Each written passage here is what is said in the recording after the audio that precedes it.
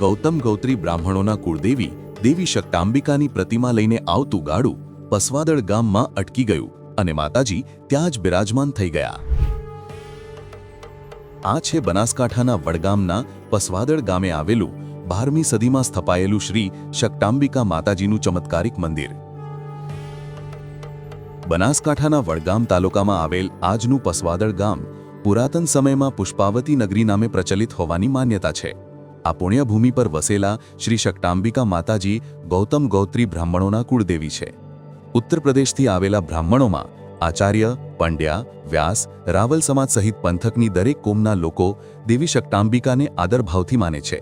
આ મંદિર પાછળની દંતકથા એવી છે કે મૂળરાજ સોલંકીએ સિદ્ધપુરમાં રુદ્ર મહાલયની સ્થાપના માટે ઉત્તર પ્રદેશથી 1037 બ્રાહ્મણોને તેડાવ્યા હતા.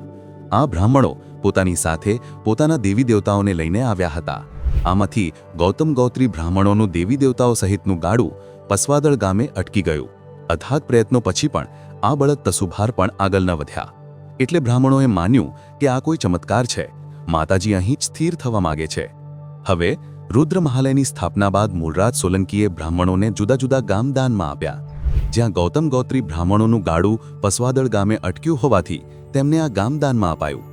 શુભ મુહૂર્ત જોઈને અહીં માતાજીનું મંદિર તૈયાર કરી શ્રી શક્તાંબિકા માતાજીની પ્રતિમાને મંદિરમાં શાસ્ત્રોક્ત વિધિ સાથે સ્થાપવામાં આવી. મંદિરનો પુનઃજીર્ણોદ્ધાર અને પ્રાણ પ્રતિષ્ઠા આશરે 112 વર્ષ પહેલા કરવામાં આવ્યા હતા. શકટ એટલે ગાડું. માતાજી ગાડામાં બેસીને અહીં આવ્યા હોવાથી શક્તાંબિકાના નામે ઓળખાયા. મહાસુદ સાતમના રોજ પસવાદળમાં શ્રી શક્તાંબિકા માતાજીનો પાટોત્સવ ઉજવાય છે. આ સિવાય નવરાત્રિના દિવસોમાં પણ દેવીના દર્શને શ્રદ્ધાળુઓની ભારે ભીડ ઉમટે છે.